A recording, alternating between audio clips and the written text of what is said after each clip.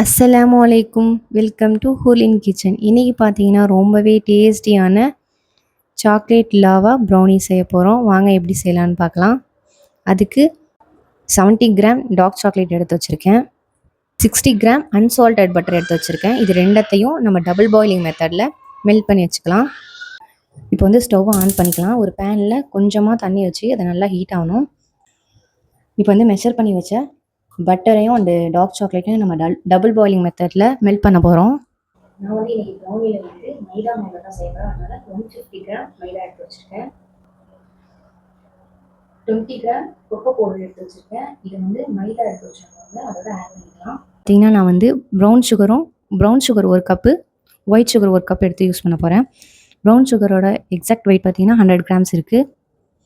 White sugar பார்த்தீங்கன்னா 60 gram இருக்குது. இன்றைக்கி வந்து நான் மில்க் சாக்லேட் ஆட் பண்ணுறனால ஒயிட் சுகர் வந்து கம்மியாகவே எடுத்திருக்கேன். ப்ரௌன் சுகரையும் ஒயிட் சுகரையும் நல்லா மிக்ஸ் பண்ணி நம்ம பிளெண்ட் பண்ணி எடுத்துக்கலாம். பவுடராக்கி யூஸ் பண்ண போகிறோம். இப்போ பார்த்தீங்கன்னா வந்து சுகர் நல்லா பவுடர் ஆகிடுச்சு. இதை வந்து டபுள் பாயிலிங் மெத்தட் பண்ணோம்ல, அந்த பேனில் வந்து ஆட் பண்ணிக்கணும். பார்த்தீங்களா இப்போ வந்து சாக்லேட்டும் பட்டரும் நல்லா மெல்ட் ஆகிடுச்சு.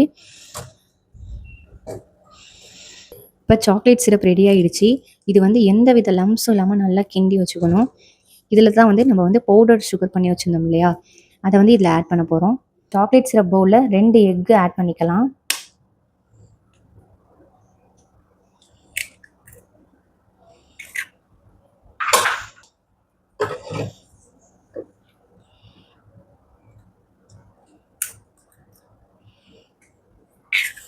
சாக்லேட் சிரப்பில் வந்து ஒரு மூடி வந்து 1 டேபிள் ஸ்பூன் எடுத்துக்கலாம். 1 tablespoon vanilla essence add பண்ண போகிறேன். இது ஊற்றுனீங்கன்னா முட்டைக்கடை பவுச் இல்லாமல் இருக்கும். இது கண்டிப்பாக ஆட் பண்ணணும். மைதா மாவு, கொக்கோ பவுடர் ஆட் பண்ணி வச்சு இந்த பவுலில் 1 டீஸ்பூன் பேக்கிங் பவுடர் ஆட் பண்ணிக்கலாம். இப்போ சாக்லேட் சிரப்பை இந்த மைதா மாவு, கொக்கோ பவுடர் இதில் ஆட் பண்ணிக்கலாம். கொஞ்சம் கொஞ்சமாக ஆட் பண்ணுங்கள். பார்த்திங்கன்னா கேக் ட்ரேயில் பட்டர் ஷீட் போட்டு அப்ளை பண்ணி வச்சுட்டேன். இப்போ அந்த பேட்டரை நம்ம வந்து ட்ரேக்கு ட்ரான்ஸ்ஃபர் பண்ணிக்கலாம். இப்போ பார்த்தீங்கன்னா மில்க் சாக்லேட்டை நம்ம ஆட் பண்ணிக்கலாம்.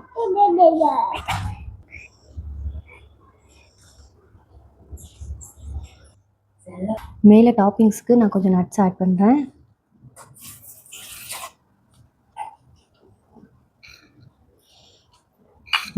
அது பார்த்தீங்கன்னா 180 டிகிரி செல்சியஸ்க்கு 10 மினிட்ஸ்க்கு நான் ப்ரீ ஹீட் பண்ணி வச்சுருக்கேன்.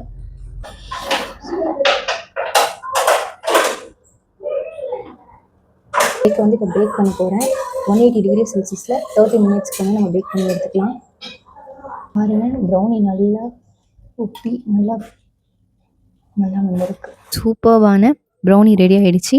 இதை இப்போ நம்ம ஒரு பிளேட்டுக்கு ட்ரான்ஸ்ஃபர் பண்ணி பார்க்கலாம்.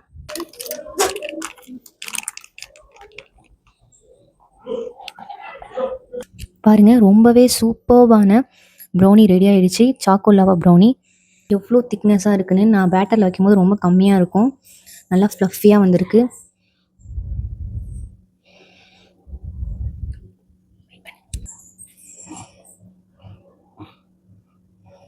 சாக்லேட் பாருங்கள் எந்த அளவு மெல்ட் ஆகிருக்குன்னு. வீட்லேயும் கண்டிப்பாக செஞ்சு பாருங்கள். எங்கள் வீட்டில் பசங்களாம் ரொம்ப விரும்பி சாப்பிடுவாங்க ப்ரௌனி. அதனால தான் நான் அடிக்கடி ப்ரௌனி செய்வேன்.